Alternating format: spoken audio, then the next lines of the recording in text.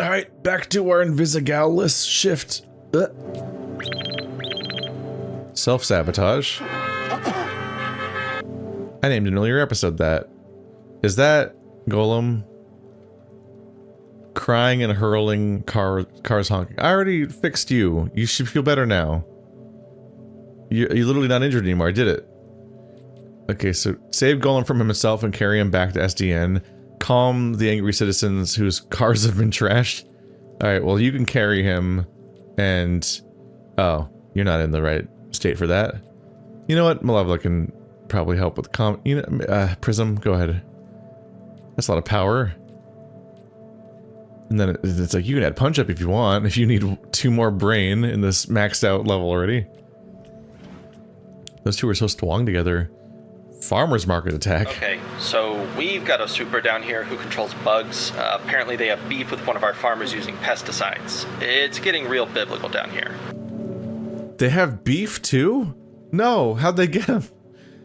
Take down the bug controlling assailant, save the farmer being attacked by bees. Dr. Bees. I made too many people strong. Is Malevolent really that bad at fighting? It's fascinating because she runs around with a giant greatsword, but yeah, I guess I haven't given... I guess she has, like... Does she have 4 of everything in 3 fight? Yeah, okay. It looks so specifically stubby compared to because everybody else has so much fight skill, at least when Sonar's like this. But it's the closest I get to being able to put 2 people in here without reaching double fight. What is that? Combat. So that is up there, right? It seems like it says your team will fail the scenario if we have 9, but we currently have 8. So are we good? I think we're good. Ain't the fucking rain. Flying's a bitch, you can't see shit. The streets turned into a goddamn slip and slide. I fucking love slip and slides, bro. I haven't seen it come down this bad in a while. I like it. Feels right for today. Fucking cool it, emo boy. Yeah, I like it. You're the one that's not in it.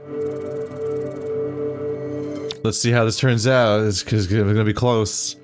Okay, Golem is sobered up. Thank you.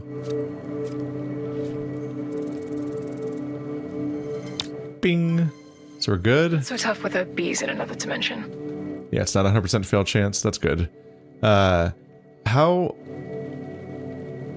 I don't think the bees like the rain. I'm just saying it. I don't know if all these quests are really fully thought out as occurring in the rain. Aren't farmers markets outside? The ones I'm at are. That I go to are. It'd be hard to unleash bees in the rain, I feel like. I feel like they take shelter in their hive, which I guess would be that guy's asshole. I don't know how that works. Hey. Bone Zone pissed off the wrong gang, and they're holding him hostage. Listen, I know he sucks, but he writes my checks. Can you please just rescue him? I know he sucks. Rescued the Bone Zone and his employees from the Deadly Dozen, a band of villains.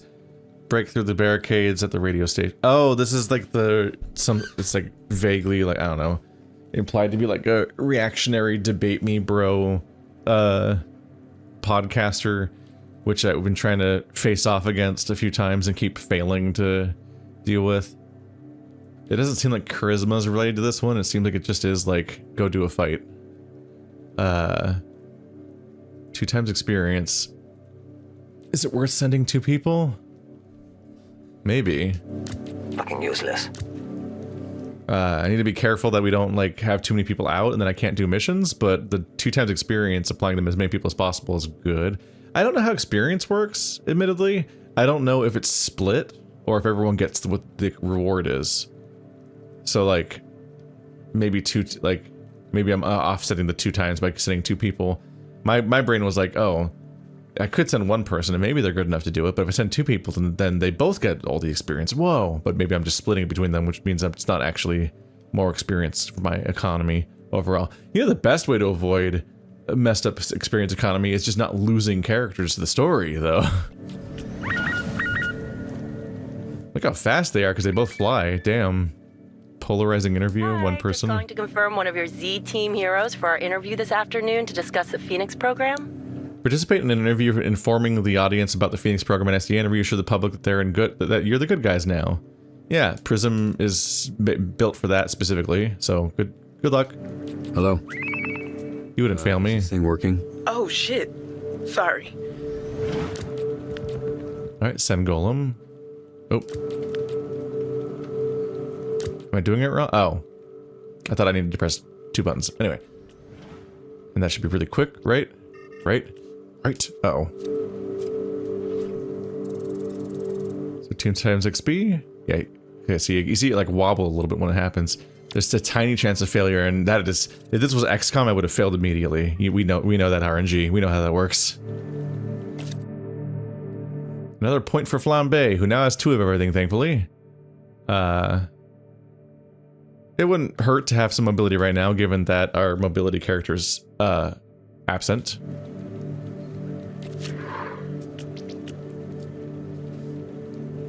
Alright, spread thin. So let's see. On call with more than 2 slots, certain slots may give 2+2 a stat and -1 to others when Golem is assigned.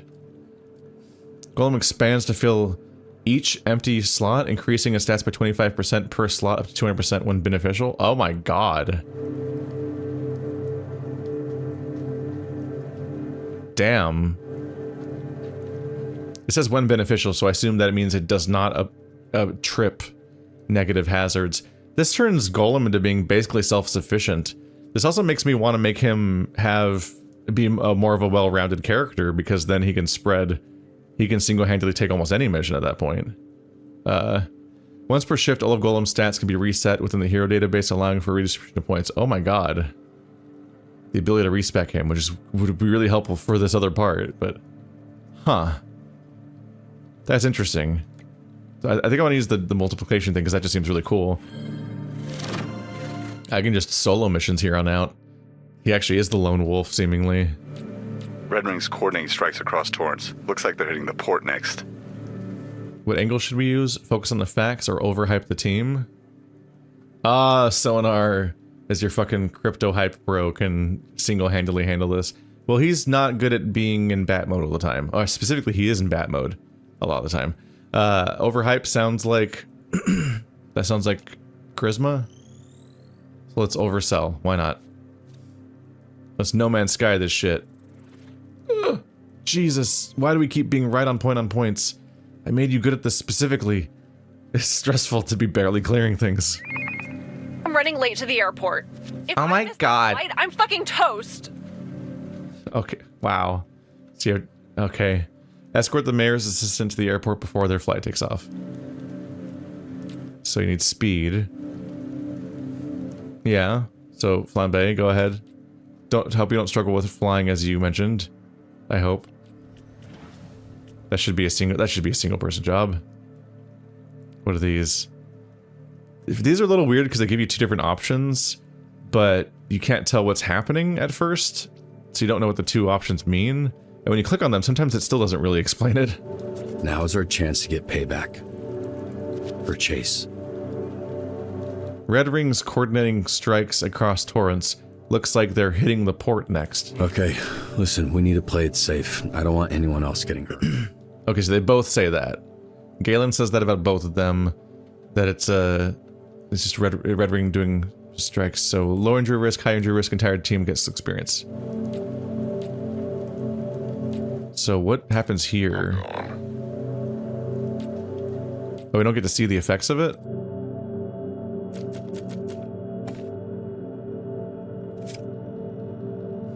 Golem expands to fill each empty slot, increasing his stats by 25% per slot to 200% when beneficial. Up to 200%. How does he ever get 200% when it's only... Don't they cap it at 4 slots? So he can only fill 3 slots to be 75% stronger? Or 175% overall? So I don't know what that looks like. He's still a little underpowered on level. So I think even with him expanding to fill slots, he's gonna be missing some things. Bring the fight to them, make them pay, don't get hurt. So just the 2 combat stats, basically. those ones are the ones he's admittedly already good at. So maybe I test sending him alone to see how strong he is when he expands to fill the other slots. Since the entire team gets the experience whether they want to go or not, apparently. And it sounds like the check is basically just about the 2 that he's already good at, and those 2 are going to increase by 75%. 1, 2, 3, 4, 5. So one of them is already at... One of them's already high, and then the don't get hurt is already at 5. Increase by 75% won't quite be 10, but it'll be like 8 or 9. I don't know, I want to see how this plays out. We need an example of how his power... Oh, there we go. We got to see it for a second. What if Chase dies? If you don't shut your mouth. What are you on about, lad? Holy shit, man, that's dark. I, too, have been concerned about the suboptimal outcome. Not talking about it won't make it go away, okay? These fucking babies. If he dies, he'll be taken care of. That I can promise. How do you know? I just do. Trust me. Girl, what the fuck even are you? That's completely fair. What the fuck are you? Oh, Jesus Christ. That's very funny. Let's slightly even you up with some vigor. That's a nice combat speed triangle shape. It's also the 3 stats that Prism doesn't have. So when they team up ever, which they get a bonus for, that'd be pretty strong. Does the team up get stronger the more times those people team up? Yeah, maybe it happens every time that you send them together. I just haven't been doing that overall.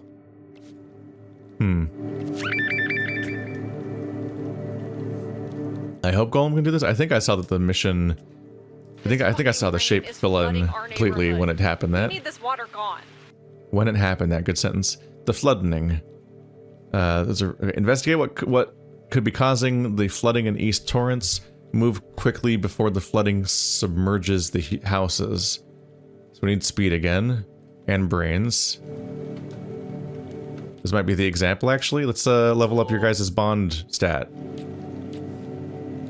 So not only does she duplicate him to make the meters even more bigger, but also they'll get an additional bonus for the fact that they are bonded, which doesn't seem like it'll even affect much at this point, but should be comical. Those were the right ones, right? I didn't immediately forget who's bonded with... Okay, yeah. I think maybe if you send them together, each time you do it, you get another level, which seems like relatively fast progress, except I haven't been making it, so shit on me. Maybe I should be brute forcing that stuff a little bit more to get the best benefit for later. What was that sound? I heard a boot-doo. It's not looking good. What can we do? How is it not looking good? Look how good this is going. Fetch the buckets? Is fetching a speed check? Examine is probably intelligence check, so fetch... Fetch could be speed, like, oh, we gotta hurry. Or it could also be like a physical endurance check, like, can you carry these buckets full of water with your big muscles? In which case, that's the worst check I could pick. It's either the best or worst check, where this one is a 9, so it's a pretty good chance of being good, because examine's almost certainly intelligence. And it's probably not a 10, right? They're probably not gonna hit me with a 10. That'd be rude. It's an 8, okay. There's been a lot of 8s lately. It's scary. How'd the entire world get harder? Not really benefiting from our stat ups lately, are we? Alright, what's this look like? Damn. Oh, there's some speed, but it doesn't look like it'll matter. So him not having a lot of speed is gonna hurt him a little bit. Yeah, I think I want to round out Golem's stats a little bit now that he can do that, because now all of his weak spots are even weaker. Mobility is his biggest weak spot. Like, sometimes I leave people with certain weak spots in part because it feels like it's like their narrative weak spot. It's like, think in terms of like Overwatch hero design. I'm like, the fantasy of this hero is he's really good at these things, but he's bad at those things. And I kind of find it entertaining to have weak spots, but it's gonna bite me in the ass if he keeps being bad at certain things. So now his mobility is 3 and can raise to like 5? Maybe 6 if they round up. I don't know how the rounding works on the stat points there. Did he have 2 points to spend? Seems like it. Okay, I think he just had 2. I think he just leveled twice. Or I hadn't spent a point yet or something. I don't know. You're the most roundest of them all. I just use her to help people out. She's at 4 everything, so she's pretty good at that. We need backup down here. There's a mass pileup and the tanker caught fire. No! Rescue the trapped civilians in cars. The fire is growing despite the rain. Put it out quick. How do you put out a fire? That's made of tanker stuff. It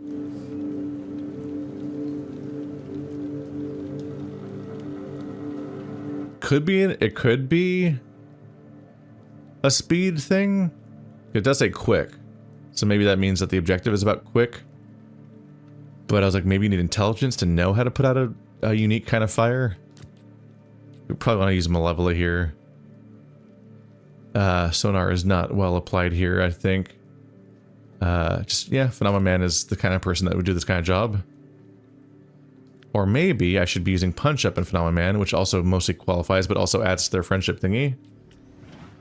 There we go. I almost forgot immediately after saying it 1 second ago. Yeah, confirmed it this morning. We're all good. Like we don't have enough fucking problems. Room for what? See you all there. What are you guys doing? Y'all RSVPing for something that I don't know about? That's less full than I want it to be, but it's probably fine. Okay. Yeah, it's squarely in the fine zone. When the ball bounces all the way back into the goddamn middle, I'm like, why did I even try? Because just so we're clear, the gray shape doesn't change. That's the mission's shape. And the ball bounces around in the gray shape, not in the shape that is my character's stats. We just hope my character happens to do that zone. So sometimes the RNG is so cruel or so easy that it didn't matter one way or the other who you picked. Like, it's either going to be so severe that you were fucked. That's less true now because I can actually max these meters out. Or it's so baby that you were never going to fail no matter what choice you made. This is an example of that. It looks like it landed in the middle. So if your character had all 1s, he would succeed alone. Let's see.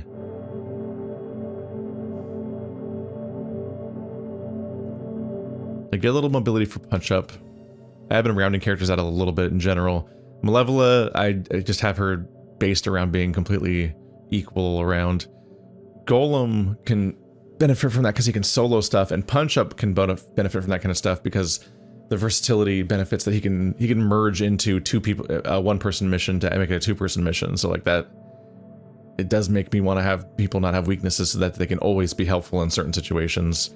And then we do have the extremes. Sonar, Flambe, and Prism are so extreme that they can like laser target things more accurately. Even though Sonar just flips back and forth between being a Flambe and a Prism. So basically always have 2 Prisms or always have 2 Flambes based on how Sonar's feeling that week. That's not entirely accurate because Sonar is never as fast as Flambe, and Flambe is never as tanky as Sonar can be half the time. Then Phenomenon Man kind of just is another sort of well-rounded superhero, but only, well, he's really stupid. He's so stupid. But he's he has good stats in all 3 physical stats, so he sometimes feels like a well-rounded problem solver. Don't worry about it. No, did it. Was that no failures? Reach bonus and avoid fall. I got a bunch of achievements just now. It was too much to read, but I saw them. I just fucking nailed it. Look at me go. Okay, team. Good shift, all things considered. Great shift, apparently. Don't take it personally, Invisical. See you tomorrow. Hopefully with some good news.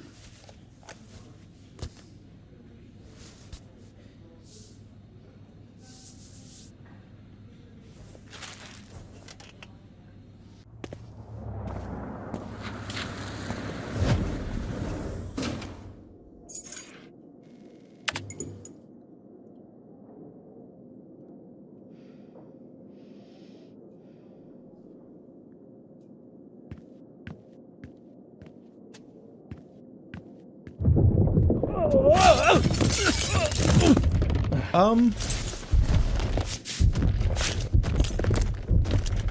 got glass in you. Damn, you went farther than I thought. What are y'all looking at?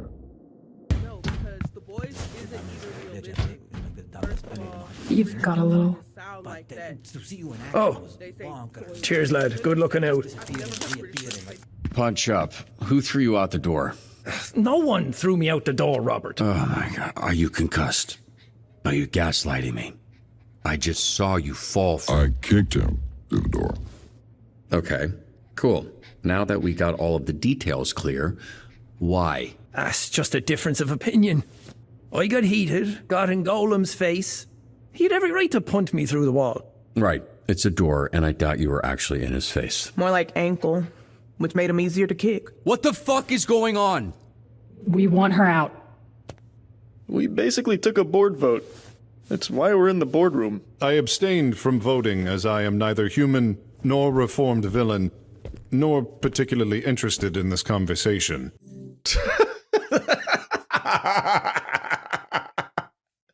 That's an incredible way to end the sentence, but I just wanted to applaud that he finally said human instead of person. I guess that doesn't grammatically fit very well. Well, because it said a person, which they kept saying, which was weird. But I guess they got past that in episode 7. I only came in as I thought we were playing Magic the Gathering tonight. You what? I am hoping we still may. Who wants her to stay? Just me. But the team is more important than any one of us, so I won't stand in the way. You could have led with that. I feel the same as Golem. You all let me back in when you didn't have to. But I won't make you keep someone you want gone. We heard about the suspension bullshit. It ain't enough, Robert. Not for what she did. What? But everything we've been building at risk, and for what?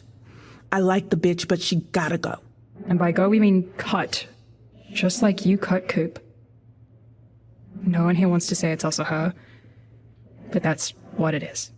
You've cut one of us already for far less. And why? I don't fully know why, because I didn't make that choice.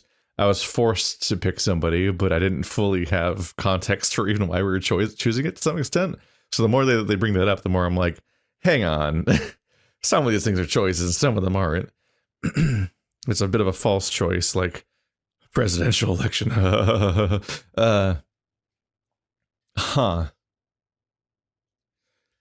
It feels cruel to give up on Invisigal. It's true that she was being impulsive and a problem. And supposedly we thought we grew past that, which is frustrating. Like we thought that we like had progressed past that. Although admittedly the end of her little mini arc with Laser Guy was her getting to do what she kind of wanted anyway. Well, just after she'd given up on it. So maybe she never did fully grow. We clearly do just fine without her. And if it's us or them overall with the entire team, like if the entire team wants her out, then it's hard to argue with the idea of wanting her out and accepting that at that point when everyone is that way. I'm just like, I feel like we've rushed this narratively, so it's hard to get in the headspace of what everyone individually thinks about this stuff and why. It feels like this is a moment where they were like, well, this is the part where the team wants her out. And so they just write the dialogue that justifies the scene that they already decided they're having. But it's hard for me to actually get in the headspace of why the characters want her out and so on. Because they've been up for so much shit. They didn't want anybody out when they were all sabotaging each other actively, except for, they were fighting over the chance that somebody's going to get out and it wasn't going to be them, I guess. But like they were holding grudges over that stuff. Nobody people let Flambe back in after he tried to murder me. He tried to murder me in front of all of them. And that wasn't a line, but just trying to do something that's arguably the right thing, like steal back this important thing before anybody else gets it, that the bad guy is after, and that we specifically are trying to I'm just thinking about like she wanted to like help Mecha Man ultimately. For me, the thing is,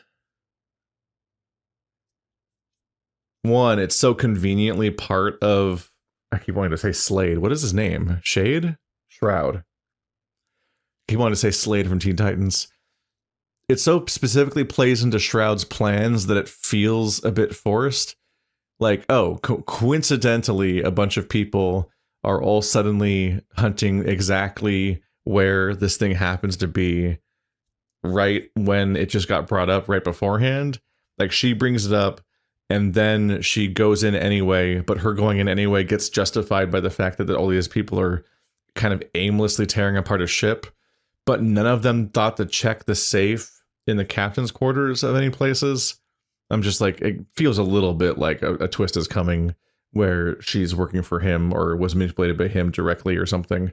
She doesn't have to know that she's working for him, but she's working for him is what I think. Like, I think he meant for her to do this, and that it was his plan one way or the other to work this part, because they've already made a point to say that he has like an almost omniscient ability to tell what's going on in the intro, and it hasn't come up since. And I'm like, okay, well, that's probably gonna be the part of the twist, just like how they specifically set up Chase's health condition and then paid it off by him sacrificing himself in that moment. Like, the things come up for a reason in stories. So it was probably his plan one way or the other, whether or not she knew that it was. But it's sketchy that she was proposing this thing in advance, and then it came up that night and became urgent that night when it hasn't been urgent for weeks.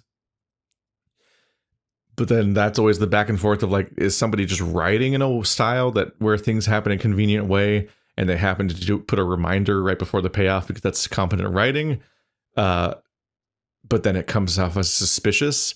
Like, is that happening because they just were a little clumsy in their way of doing the reminder in the as far as writing techniques goes, or is it suspicious because she's suspicious? It feels bad to betray her, to cut her loose after putting faith in her, but also like she very specifically broke her character arc. Like, she completely threw out the lessons she was supposedly learning when she did that, which is part of why it comes across as suspicious. Like, why is she behaving like that when it feels like we're hours in the game, obviously weeks in the story, past the point where she was supposedly was behaving like that. It seemed like she was coming around, and now she's like completely off the deep end, and that makes it feel suspicious, like she might be up to something, which would be rough because then she's kind of proving Chase wrong, and that would hit really hard for her because he then sacrificed her. He then sacrificed himself while she was proving him right, if that's what happened, which is fucking dark, and probably shook the shit out of her. But yeah, I'm just like thinking about this crew. I'm like, why is, just to do it using a specific example, does Prism want Invisigal off the team? Like, why is Prism putting her foot down? Like, can anyone point at the narrative clues about Prism's personality that indicate that this would be a breaking point for her with Invisigal specifically on this specific act? Like, what specifically would be like, half the time she's like, oh damn, people are fighting and everything's going bad, I'm gonna film this for the internet. Like, she's like, she enjoys the conflict and things being messy, and not only is she the one that's often taking part, she like was just filming Invisigal and Chase fighting earlier. Like, she wasn't even that, like, it's not like it's like now that Chase is maybe dying, everyone's really broken up about it. But some of these characters, I don't know if they would be broken up about it, because like Invisigal punched Chase, and looking at the people we have right here that are on team get rid of Invisigal, Punch Up was like, that was a hell of an uppercut, and Prism was like filming it and having a great time with that and excited about that. So I'm just like, what? I don't know if I buy this moment. I feel like with the economy of the story, they feel like they have to move really fast, and they have too many characters, so they couldn't like fully flesh out their motivations exactly. Flambe has some level of like, it's kind of justified that why he'd be there, because on his side, on the opposite side of things, because he said it there where he's like, we gave him a second chance after he tried to torch me, which is, there wasn't even a debate there, which is wild. And it does seem like Golem is more invested in the people sort of reinventing themselves. It's built into his character build. This is a bit of a quiet part of the game, but it's built into how his character is physically built in his stats or in his abilities. But also he very specifically has a bond with Invisigal in the background, which isn't super explored, but it's there. So we at least have an idea. We at least have like a reason to think he'd be on that side of things going into this.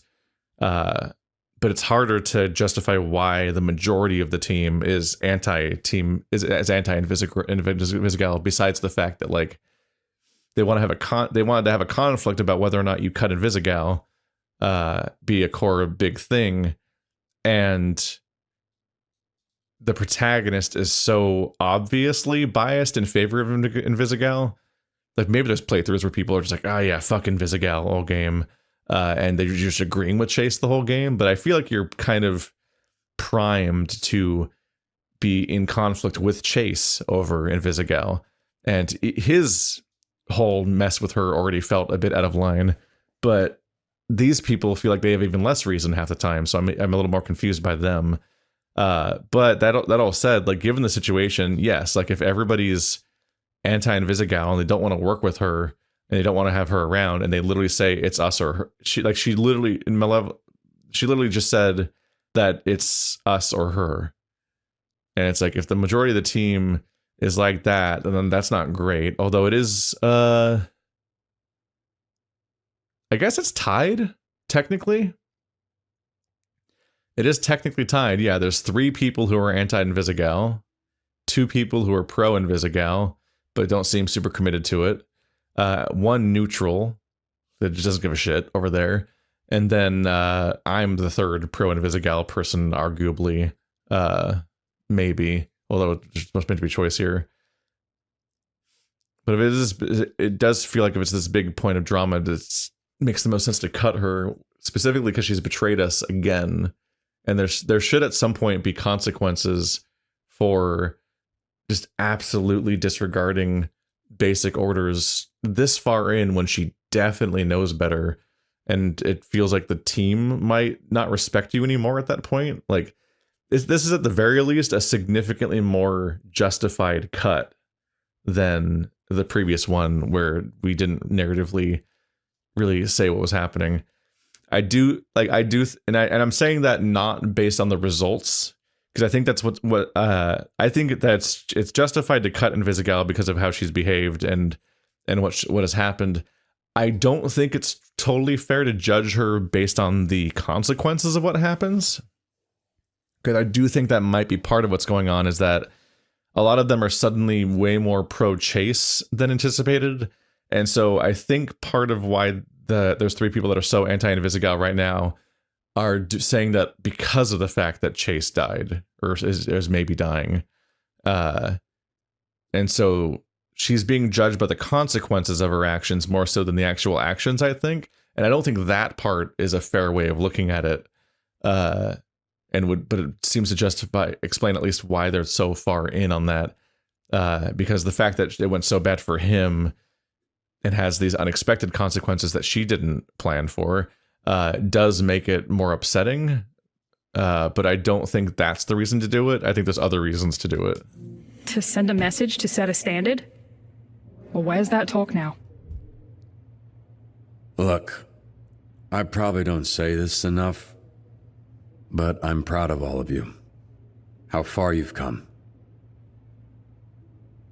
A few months ago, you wouldn't have been in a room like this discussing the needs of the Z team, and if you did, there'd be a lot more than one broken door.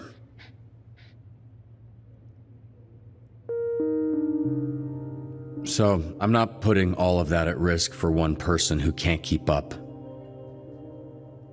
I've done my best to salvage things and work with her, but... I forgot the math. Sonar is also on Team Cut Invisigal. I forgot he was here because he's all the way in the background, so I couldn't see him in the blurry screenshot that we were paused on. So the majority of the team is still Cut Invisigal. If you only count the members of the team that aren't me, it's 4-2. As you know, this isn't the first time Invisigal has put us at risk. But it'll be the last. I'll let Blazer know of your decision. And I'll let her know I support it.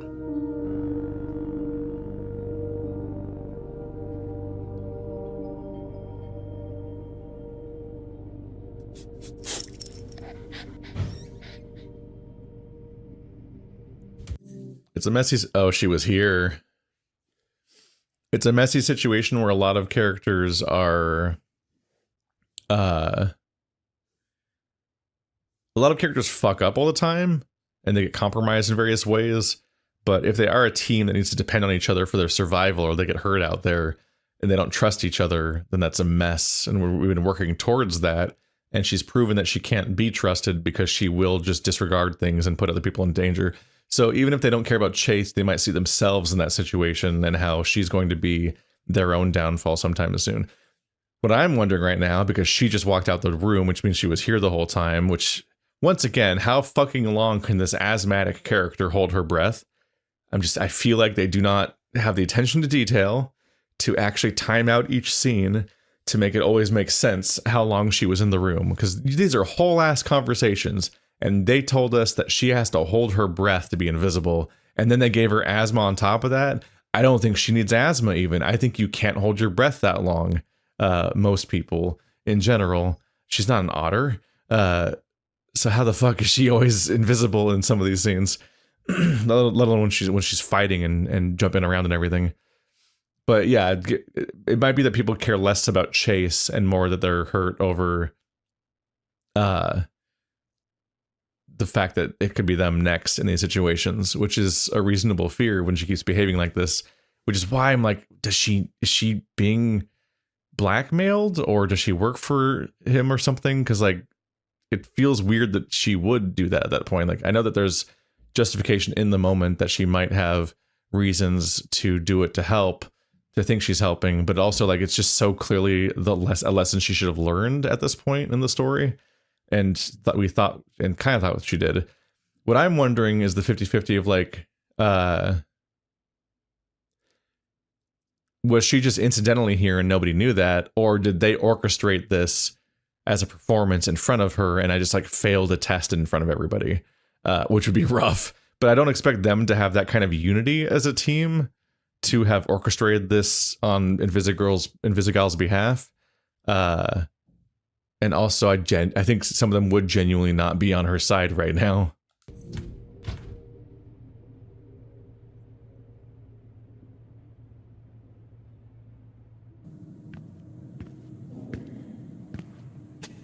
Busy?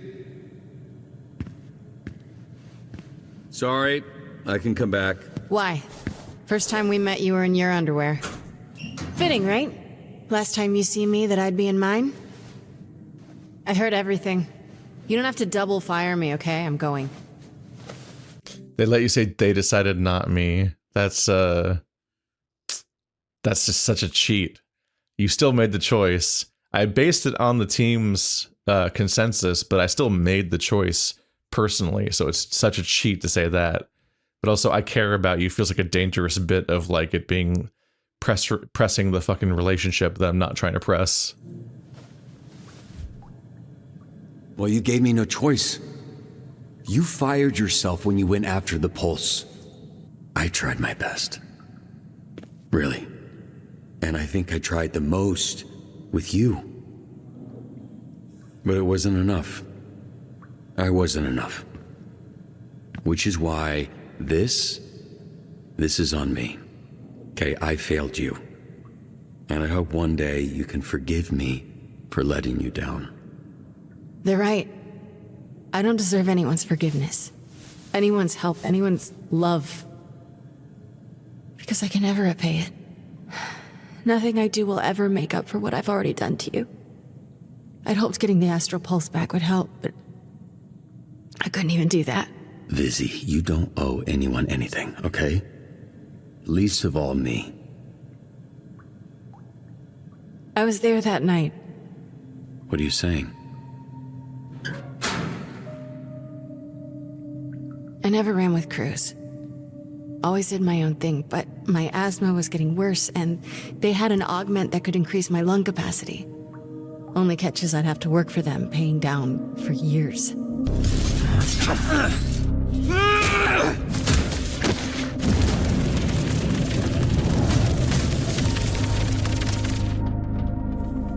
Damn, I was on point. And her lung capacity isn't even... What the fuck? She's smoking? You have asthma. I guess it really does increase your lung capacity. So to that's wild. They actually covered... It actually is a point of suspicion that is canonical to the narrative, that she holds her breath way too long for somebody with asthma whose ability is based on holding her breath. Like, it's like, how the fuck is she holding her breath so long? It's like, wait, she has an augment for lung capacity specifically that she's hiding from us. I can't believe it.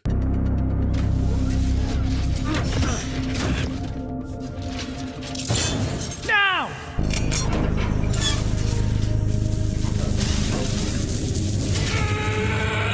Then one day Shroud came to me and said I could have the whole deck cleared if I was able to do one thing. She put the bomb on me.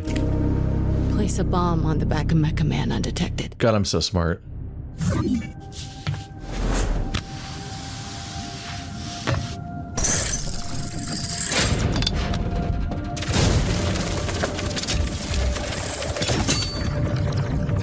Good news, buddy. Shroud says he just wants the astral pulse, which we all know isn't really yours anyway.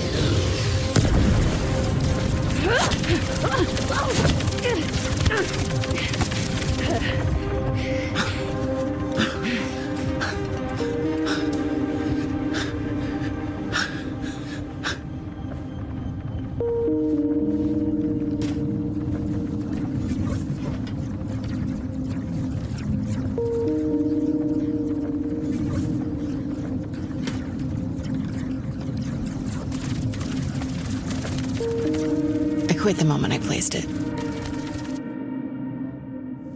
I walked out before it even blew. Could have quit a little sooner. Conveniently stopped working. Oh, never mind. Looks like the augments don't work, so I'm back to square one on that one. So I signed up for the Phoenix program the next day. Which gave me the chance to fuck your life up twice. You gonna say something? Well, I forgive you. So there, will you fucking chill out now? You can't fucking forgive me? You haven't even, processed what's going on. You did villain shit while you were a villain. Does it change things that you directed at me? No, it doesn't. That's in the past. You're not the same person that was there that night, neither am I. That's sweet, but all I wanted from this was for you to look at me the same way you look at Blazer. I don't. So, do you want me to look at you platonically? Because here you go. I've been looking at you exactly the same way, except for the part where I'm trying to mentor you and avoid her sexually harassing me. Even if it was just once, that'd have been enough. I don't know what you mean by that. Yes, you do.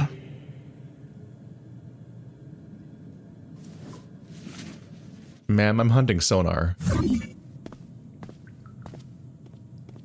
I can fix him.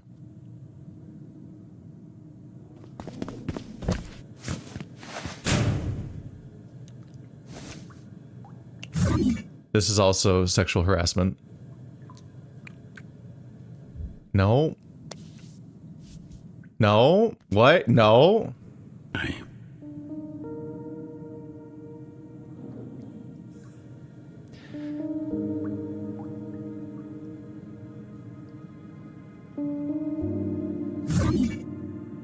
Damn, this story is forceful about the romance.